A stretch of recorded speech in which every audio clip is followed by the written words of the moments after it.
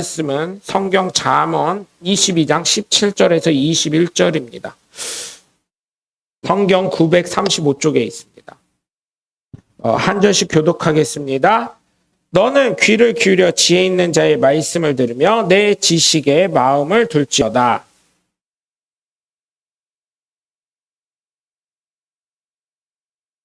내가 내게 여호와를 의뢰하게 하려 하여 이것을 오늘 특별히 내게 알게 하였노니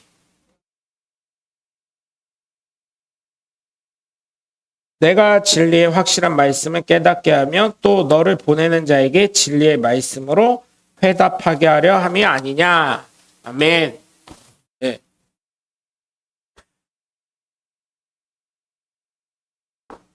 할렐루야. 네. 오늘은 마이크 이게 없습니다. 오늘은 좀 전체적으로 시스템이 좀 불안정한데 이해해 주시길 부탁을 드립니다.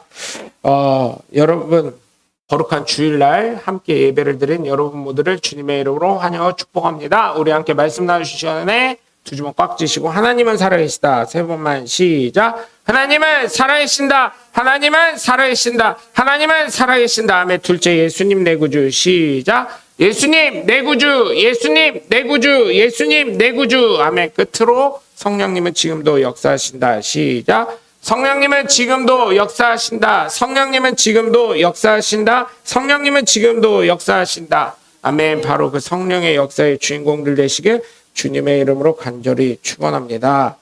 여러분, 지혜와 지식이 없으면 사실은 어떻게 돼요? 발전이 없게 되지요. 그래서 지혜와 지식이 정말 중요한 것 같습니다. 그런데 젊은 사람들은 어때요? 이번 선거를 치르는 거 보면서 어떻게 해요? 네?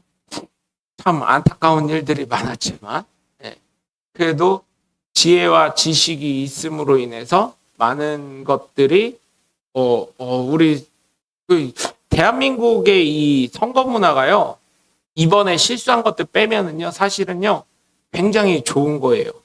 그죠? 네. 주권을 저는 이렇게 많이 그 방송을 보면서 왜 젊은이들이 지혜와 지식이 괜찮다고 제가 다음 세대도 훌륭하다고 하는 게 뭐냐면, 지금 저희 세대만 해도 투표를 꽤 해요. 근데 밑에 세대 가면 어때요? 관심이 없을 줄 알았어요. 근데 투표율이 굉장히 높더라고요. 젊은 사람들도. 그래서 다음이 있구나. 우리나라는 누구를 찍었던 그게 중요한 게 아니라 그래도 국민으로서 참정권을 행사하는 게 박수 받을 일이다. 이런 걸 많이 느낍니다. 사실 지혜를 얻는다는 거는 이게 참 어떻게 보면 참 멋있는 말이거든요. 위에 선조들이 있었기 때문에. 역사가 있는 나라는 지혜가 있다. 그리고 그 지혜를 바탕으로 어떻게 돼요? 대한민국이 정말 축복받은, 하나님의 축복받은 나라라는 게 지혜만 있는 게 아니었어요. 지식도 있고요. 인재도 많고요. 모든 것이 뛰어난 나라예요. 여러분, 대한민국에서 살게 된 거를 하나님의 은혜로 생각해야 돼요. 그렇게 지혜가요. 여러분, 왜 그걸 느껴야 되냐면 북한을 한번 보세요. 그 북한의 공식 명칭이 뭐더라요? 뭐지요? 네? 북조선 어쩌고 무슨 인민공화국인가요? 그런데 하여튼간 북한이라고 했다고 이번에 또 축구하러 왔던 팀들이 삐져서 그냥 인터뷰하다 나갔죠. 보세요. 하나님이 정말 대한민국을 사랑한다는 게 보여지는 게, 그리고 지혜와 지식이 넘치고 하나님이 축복하신다는 게 느껴지는 게 뭐냐면, 보세요. 북한은요, 사실은요, 그 사회주의, 공산주의가요, 성경에서 다 나온 거거든요. 성경 사도행전 2장에 있는 말씀에 사도들 발 앞에 어때요? 땅을 팔고 재산을 팔고 그 사도들 발 앞에 갖다 놨다는 그 말씀을 갖고 어떻게 해요? 그걸 좋은 해석을 한 게 아니라 나쁜 해석을 해가지고 자본가는 다 죽여야 될 존재들 이렇게 해가지고, 그러면서 다 같이 나눠 먹자 이런 식으로 해가지고, 기본 사상이 레닌주의, 마르크스주의가 다 그런 거예요. 다 같이 잘 살자. 그런데 공산당 보세요. 잘 사는 사람 누구 있어요? 거기 리더들밖에 없어요. 자, 보세요. 그걸 다 차지하고요. 다 없애고요. 다 무시하고요. 보세요. 선조는 똑같았어요. 조선시대까지. 북한이든 남한이든. 그런데 북한은 보세요. 그 선조들의 지혜와 지식을 아무 쓰잘데기 없이 만들었고요.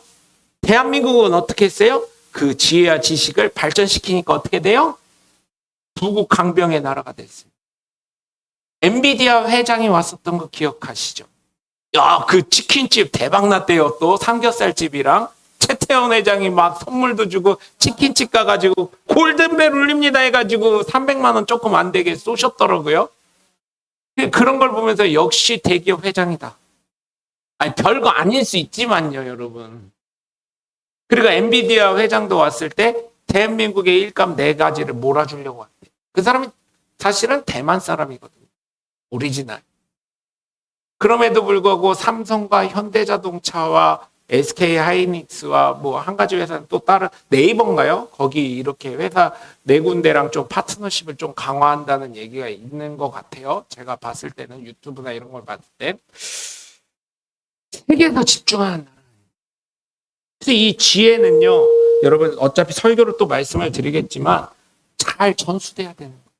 이게 잘못 전수되고 역사를 왜곡하고 지혜를 왜곡하다 보니까 어떻게 돼요? 북한처럼 망하는 경우가 생기는 거예요. 그거를 역사를 잘 사용하고 또 이 역사의 지혜의 산물들, 이 지식들을 잘 활용하면 어떻게 돼요? 물론 그렇게 하게끔 우리 선조들이 기도한 것도 있고 그렇게 하게끔 하나님이 미국이라는 나라를 통해서 어떻게 해요? 발전시켜 준 거잖아요. 솔직히 말해볼까요? 제가 한 가지 말씀드리면 제가 공산주의자도 아니고 좌파도 아니고 뭐 우파도 아니에요. 저는 한 가지 역사적으로 보자는 거예요. IMF 여러분 다 아시죠? 금모으기 운동했던 거. 1997년도 말에 터졌던 IMF. 그죠? 김영삼 대통령 정권 시절, 돌아가신 김영삼 정권 대통령의 정권 시절에 IMF가 터졌습니다. 외국 순방 중이셨고요. 그 당시에 우리나라 대통령은. 근데 IMF가 오니까 어떻게 해요? 우리나라 사람들 다 지금 땅을 치면서 후회하신대요. 야, 금값이 이렇게 오를 줄 알았으면 갖고 있을 걸. 어? 땅을 치고 후회하신대요. 그런데 나라가 국제적으로 빚쟁이가 되면 안 되지. 내가 빚쟁이가 돼도 좋지만 나라가 빚쟁이가 돼서 우리 자손들 거지 만들면 안 되지 해가지고 어떻게 했어요? 금모으기 운동을 해가지고 물론 우리 국민도 잘했지만 우리 국민이 잘한 거야 이거는. 잘해서 어떻게 됐어요? IMF를 2년 8개월인가 만에 졸업을 했잖아요 우리는. 사실은 미국이 우리한테 잘해야 돼요. 트럼프 이렇게 하면 안 돼. 좀 이런 얘기하면 좌파네 이럴 수 있는데 아니요. 예시를 들어주는 거예요. 여태까지 IMF에서 돈 꺼가지고요. 그 돈을 졸업한 나라가 유일하게 대한민국밖에 없다는 거예요. 이건 우리나라 백성들, 우리나라 국민들이 진짜 잘한 거예요. 자신의 것을 헌신하면서 어떻게 해요? 다음 세대를 생각하는 그 지혜, 부모의 마음, 자녀를 사랑하는 마음. 그래서 우리나라 백성은 지혜가 있고 지식이 뛰어나고 하나님이 복 주실 수밖에 없다는 거예요. 왜? 다음 세대를 생각하니까. 그래서 여러분 정말 우리 어머니 아버지들한테 진짜 감사해야 돼요. 97년도에 저도 중학교 고등학교 뭐 이럴 때니까. 그래서 정말 여러분들 잘 살아오셨고 대한민국 잘 지탱하셨고 정말 박수 받으셔야 될 분들이라고 저는 믿습니다. 정말 고생하셨습니다. 감사드립니다. 오늘 말씀 첫 번째로 보면 뭐예요? 너는 귀를 기울여 지혜 있는 자의 말씀을 들으면 내 지식에 마음을 둘지어다. 근데 사실 이거는 명령조로 나왔잖아요. 영어 성경을 보면 네가 해야 된다 이 얘기를 하는 거예요. 네가 마음문을 열고 내 말을 듣고 네가 마음문을 열고 내 말에 귀를 기울여라 이 얘기를 하는 거예요. 명령이긴 하지만 네가 해야 된다는 거예요. 제가 이걸 보면서 설교 준비하면서 느꼈던 게 뭐냐면 맞다. 내 마음문이 열려야 된다. 왜요? 여러분 간증 제가 몇 번 설교를 하면서 들으셨겠지만 예전에 저 평신도일 때 여러분들도 같이 있었을 거예요. 어떤 여자 목사님이 안양에서 오셨어요. 여자 목사님 안양에서 오셨어요. 근데 그분이 뭐라 그랬냐면, 그때는 저희 교회가 법동에 있을 때예요. 뭐라 그랬냐면 그분이 오셔서 성도들 돈을 빌려달라 그랬대. 몇 번 들으셔서 다 아실 거예요. 근데 나중에 교회 건축을 다 하고 나서 헌금으로 해! 이러셨대요. 그러고 났더니 처음에는 막 목사님 욕하기도 하고 목사님 원망 왜 안 했겠냐고 막 이렇게 하다가 나중에는 그 안양에서 제일 비싼 아파트 당첨돼서 들어가서 돈을 얼마를 벌었자. 이런 얘기 들었을 때 여러분 마음문이 저는 싹 닫히더라고요. 사기꾼이네? 빌려달라고 그랬으면 갚아야지. 사기꾼이네? 저게 무슨 목사야. 근데 옛날에 그런 목사님들 되게 많았더라고요. 몰랐는데. 사기꾼이죠? 에? 그건 사기꾼이에요. 빌려달라고 그랬으면은 그 처분을 받아야지. 그 성도의 처분을 받아야지. 헌금으로 해. 이건 사기꾼이죠. 사기예요. 금전적인 손실을 보게 했으니까. 근데 하나님은 갚으셨다. 그럼 너도 갚어 이 얘기예요. 그러니까 마음문이 싹 닫혀가지고 그날 이후로 저는 그 집회에 가지 않았어요. 저희 아버지도 그랬고. 그것 때문에 그 담임 목사님 와가지고 용서를 구하고 그래도 아예 안 가요. 그렇게 얘기하는 거 사기꾼이. 그래서 제가 그런 부분에 있어서는 안 하는 거예요. 저는요 제 친구들한테도요 혹시 갑자기 돈이 급해질 때가 있잖아요. 요즘 계좌이체하고 카드 쓰니까 거의 그럴 일 없는데 그럼에도 불구하고 가끔 현금 내! 이럴 때가 있단 말이에요. 네?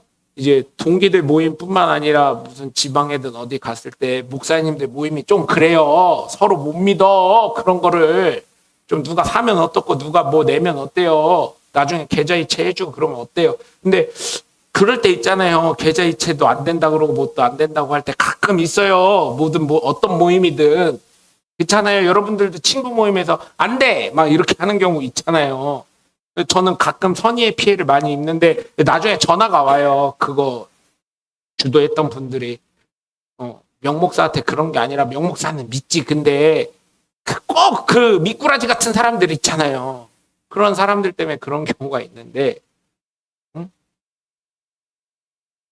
그게 중요한 게 아니라 사실은 뭐예요? 서로 믿지 못하니까. 목사임에도 서로 자기네들이 못 믿고 있어요. 그래서 그렇게 하는 경우 저는 그렇게 얘기합니다. 나 돈 줘. 대신 내. 나 대신 내. 돈 좀 줘. 꺼달라고 안 해요. 나 이거 꺼달라는 거 아니다잉? 그냥 달라는 거다. 강탈하는 거다. 이렇게 얘기하면 아이 명목사가 밥 산 지가 뭐 용석이가 뭐 친구들 뭐 이렇게 얘기를 해가지고 내가 내줄게 너는 내가 내줄게 다 이래요. 그래서 그런 거 느낄 때마다 어떤 생각을 하냐면 걔도 잘 살았구나. 저희 어머니 저기서 이러고 저희 어머니 고고생이 저러고 있는데 돈을 얼마나 퍼서 날랐으면 저랬을까 이런 생각을 하시는 것 같기도 해요. 근데 늘 하시는 말씀이 청지기적인 역할 또 한 가지 너무 청지기 역할을 잘해서 그랬을지 모르겠지만 또 하나 목사님들 섬기는 거 친구들 어려운 친구들 도와주고 그런 거는 좀 아버지가 많이 베풀라고 했으니까 여러분 그것처럼 지혜와 지식에는 어떻게 해야 돼요? 정말 내 마음이 열려 있을 때 쓴소리요 들으면요 짜증나고 힘들고 저거 왜 또 죄송합니다 저거 또 왜 나한테 지읒 이렇게 해요. 그런데 나중에 저희 아버지 돌아가셨을 때 제일 후회했던 게 저희 아버지가 맨날 했던 얘기가 뭐였냐면 너 그렇게 살아가지고 세상 어떻게 살아가려고 그러냐 맨날 이러시면 이런 한숨이 나오죠. 그런데 나중에 생각해 보니까 그 말씀이 다 맞았다. 왜 내가 그 말씀에 귀를 안 기울였을까? 근데 좀 아버지가 답답했던 게 뭐였냐면 돌아가신 아버지가 답을 본인이 알고 있으면 좀 얘기해 주면 좋잖아요. 얘기를 안 해주셔요. 내가 해결하도록. 그러니까 그 과정을 겪는 저는 얼마나 힘들었는지 모르겠어요. 여러분 제가 또 한 가지 말씀드리는 거 있죠. 설렁탕집이 너무 잘 됐었는데 어머니가 치매가 오고 병원에 입원하는 순간 그 설렁탕집이 어떻게 돼요? 손님이 떨어지기 시작해요. 그 왜 떨어져요? 설렁탕 맛은요, 여기 가도 똑같고 저기 가도 똑같아요. 왜? 기본적으로. 뼈 우린 거니까. 근데 설렁탕 먹으러 갈 때 설렁탕도 몸보신하러 가지만 설렁탕 플러스 뭐예요, 여러분? 김치나 깍두기잖아요. 그거 맛없으면 안 먹잖아요. 그러니까 김치랑 깍두기가 맛이 변해내 손님이 하니까 어떻게 돼요? 점점 손님이 떨어지는 거예요. 여러분 이런 거는 잘 빨리빨리 정수해 주시기 바랍니다. 그게 지혜 있는 거예요. 그래서 여러분 마음 문이 열어야 돼요. 성경 첫 번째 17절에 보면 네 마음 이렇게 나와 있어요. 내 마음 문을 열고 부모님의 말씀, 지혜와 지식을 잘 들을 수 있는 저와 여러분이 되시길 주 예수 그리스도 여러분 간절히 축원합니다. 18절을 보면 이것을 내 속에 보존하며 내 입술 위에 함께 있게 함이 아름다우니라. 그러니까 어떻게 해야 돼요? 이걸 잘 보존해야 돼요. 이 말씀을 보면서 맞다. 대한민국이다 이게. 대한민국이 이거를 실천하고 있구나. 우리 민족이 이거를 실천하는 나라구나. 왜요? 선조들이 가르치는 지혜와 지식을 플러스 시켜가지고 여러분 솔직히 말해서요. 제가 또 얘기하지만 삼성이 반도체로 이렇게 대박 칠 줄 누가 알았었어요. 사실은 계속 마이너스였었어요. 코로나 때 마이너스 되고 막 이랬었어요. 그런데 그걸 지나고 나니까 반도체 시장, AI, 로봇가 이렇게 혁명을 이루네. 그러면서 대한민국이 그것을 엔비디아 반도체 회사 엔비디아 주문하는 반도체를 주문하는 회사가 산업 역량을 대한민국에 몰아준다고 하네. 이럴 줄 누가 알았어요. 그래서 그거를 마음속에 잘 간직하고 입술에 두는 거예요. 근데 이것도요 정말 안타까운 게요. 삼성이나 SK 하이닉스나 이런 데 혹시나 들어가 보신 분이 계신지 모르겠어요. 들어갈 때요. 보안 점검을 철저히 합니다. 보안 점검을. 근데 저 같은 사람 한번 들어가 봤거든요. 저 같은 사람은 알지도 못해서 뭔지도 못 가져와요. 근데 내부자들, 그 안에 있는 직원들 거기서 빼돌린 거예요. 예전에 한번 걸린 적이 있죠. 컴퓨터나 노트북 그 들어갔던 원 상태에서 나올 때도 그 원 상태로 나와야 돼요. 삼성이나 SK 하이닉스나 뭐 이런 전자나 반도체 하는 데는. 왜냐하면 작은 거 하나로 인해서 그게 수만 가지의 특허권과 수만 가지의 기술이 집약되어 있거든요. 그때 삼성전자에서 산업 유출이 되는데 어떻게 유출되셨는지 신문 보신 분들 알 거예요. 디지털만 검색하는 줄 알았더니 나중에 보니까 어때요? A4 용지 한 7,000장인가요? 비디지털화되어 있는 거 있죠. 그걸로 해서 갖고 오니까 검열에서 통과돼가지고 그게 나중에 이렇게 다른 회사로 넘어갔었던 게 산업 스파이가 적발됐다고 기사가 났던 적이 있습니다.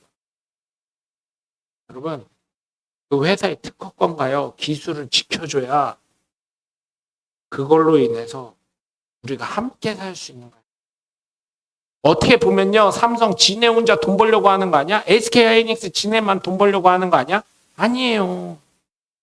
같이 그걸 통해서 세금 내서 우리가 도로도 깔고요. 그 대기업들이 내는 세금 갖고 도로도 깔고.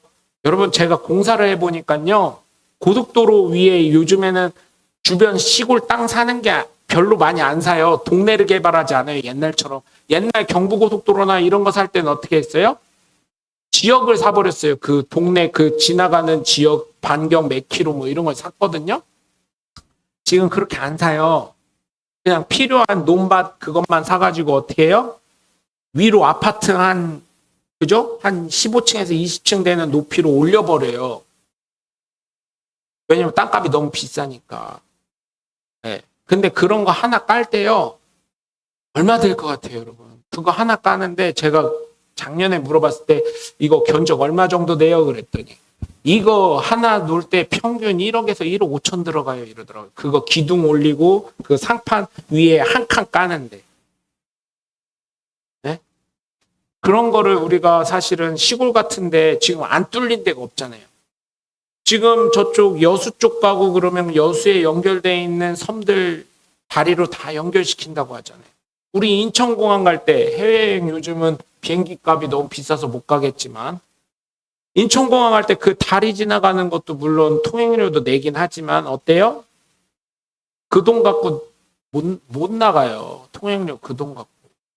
그런 게 대기업들이 기술력을 발전시키고 헌신하고 또 세금 낸 거 갖고 부자들이 세금 낸 거 갖고 하는 거니까 인정할 건 인정하자고요. 시기하지 말고.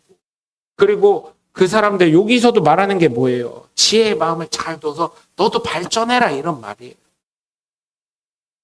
시기하는 게 아니라 사촌이 땅 사면 배 아프다 그러지 말고. 그들이 뭘 해서 어떻게 됐나. 모방은 또 다른 창조가 되는 거죠. 그래서 그거를 우리 마음속에 잘 간직해야 된다는 거죠. 하나님이 잘 되게 하게끔 주변 사람들을 붙여주신 거, 그 사람들을 보여주신 거, 그거는 우리도 함께 복을 누리고 함께 하나님의 영광을 드러내라는 것인 줄 믿으시길 주 예수 그리스도의 이름으로 간절히 축원합니다.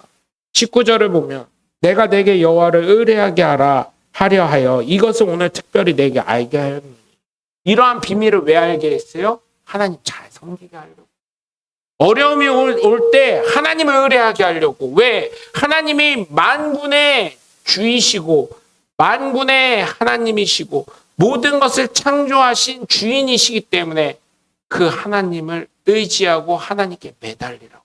왜? 모든 것의 해결책은 하나님이 갖고 계시니까. 그래서 여러분 어려움이 오시나요? 여기서요 소리 질러도요 잘 안 들려요. 방음을 워낙 예전에 잘 해놔가지고. 안 그러면 여러분 내 교회 아니면 어때요? 가까운 교회 가서 기도하시고. 성도가 기도하러 왔다는데 우리 교인 아니잖아. 그럴 목사님 한 분도 안 계시니까. 그래서 이 20절에 보면 내가 모략과 지식의 아름다운 것을 너를 위해 기록하여. 이 모략이 사실은 말이 잘못됐어요.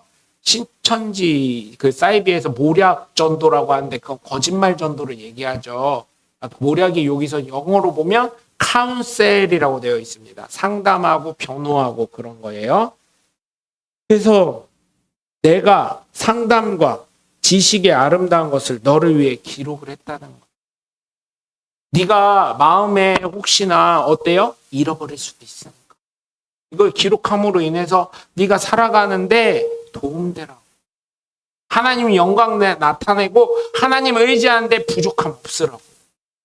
그래서 21절을 보면 내가 진리의 확실한 말씀을 깨닫게 하며 또 너를 보내는 자에게 진리의 말씀으로 회답하게 하려 함이 아니냐라고 되어 있어요. 예수 그리스도 하나님의 확실한 말씀을 깨닫게 하고 지혜, 여태까지 선조들로부터 우리에게 내려왔던 지혜들, 하나님의 말씀들, 또한 진리의 성령의 감화 감동이 어떻게 해요? 올바르게 전달되게 하려고. 복음이 잘 전달돼야 되지 않겠습니까? 복음이 잘못 전달되니까 어떻게 돼요?